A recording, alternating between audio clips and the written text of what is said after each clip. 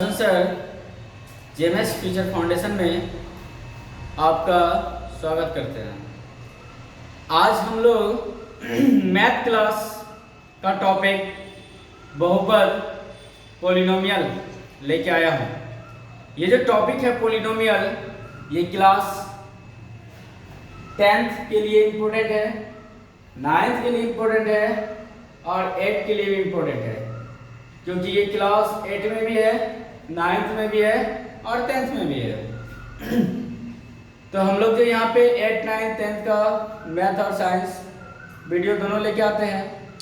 ज़्यादा डिटेल्स में देखने के लिए हमारे चैनल जेएमएस फ्यूचर फाउंडेशन को आप लोग सब्सक्राइब कीजिए। तो आज हम लोग बहुपद के बारे में चर्चा करते हैं। बहुपद जिसका इंग्लिश होता है पॉलिनोमियल। तो बहुपद जैसा कि वर्ड से दिख रहा है, बहुपद, बहु मतलब क्या होता है? बहुत सारे। बहु मतलब बहुत सारे, और पद तो पता है, पद मीन्स पद होता है, अर्थात हम कह सकते हैं बहुत सारे पद को बहुपद कहते हैं। लेकिन ये डेफिनेशन शब्द के अकॉर्डिंग टू है, मैथ के अकॉर्डिंग टू यह सटीक नहीं है। तो बहुपद को समझने के लिए हम लोग को 2-4 टर्म समझना पड़ेगा, उसके बहुपद अच्छे तरीके से समझ में आएगा। तो बहुपद में दो राशि का यूज होता है, एक होता है चर राशि और दूसरी होती है अचर राशि। तो हम लोग चर राशि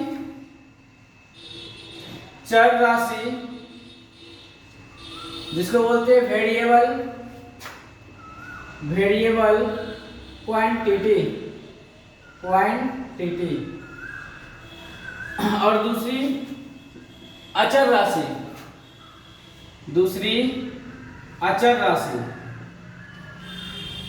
जिसको हम लोग बोलते हैं कांस्टेंट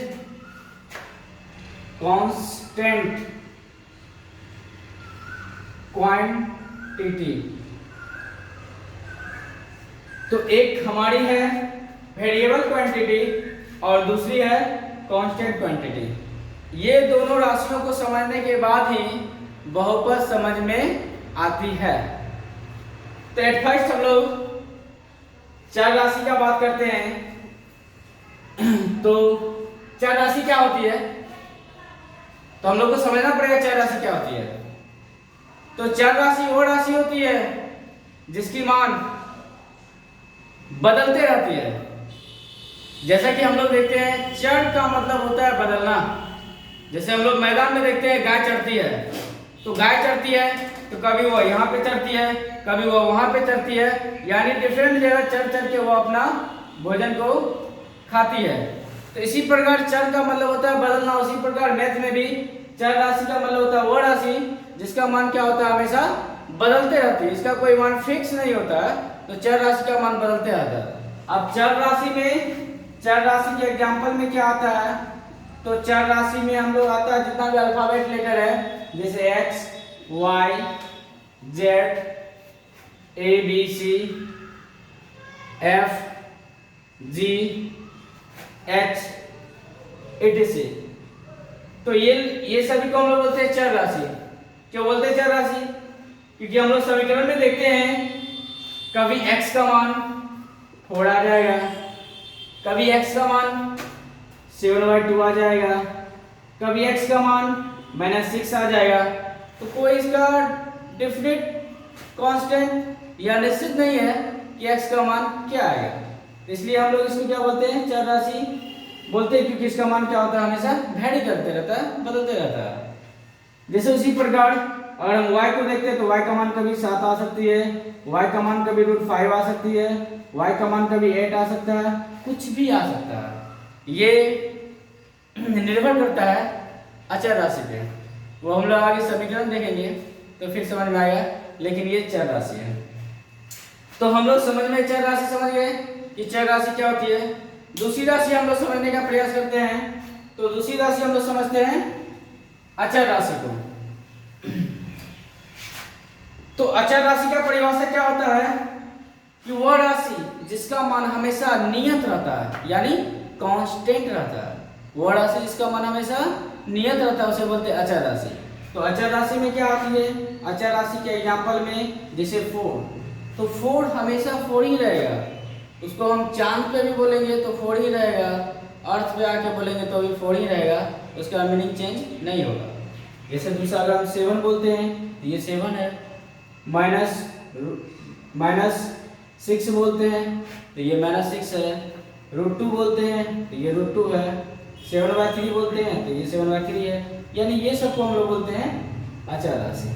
तो चर राशि और अचर राशि बिल्कुल तरह से आप लोगों को समझ आ गया होगा, है या ना, आ गया होगा, श्योर 100% आ गया होगा, ठीक है। तो आगे हम लोग बहुपद में क्या है, क्या बहुपद को समझने पहले एक बहुत ही इंपॉर्टेंट बात है, एक होता है बीजीय व्यंजक, एक क्या होता है बीजीय व्यंजक, ठीक है, दूसरा एक होता है समीकरण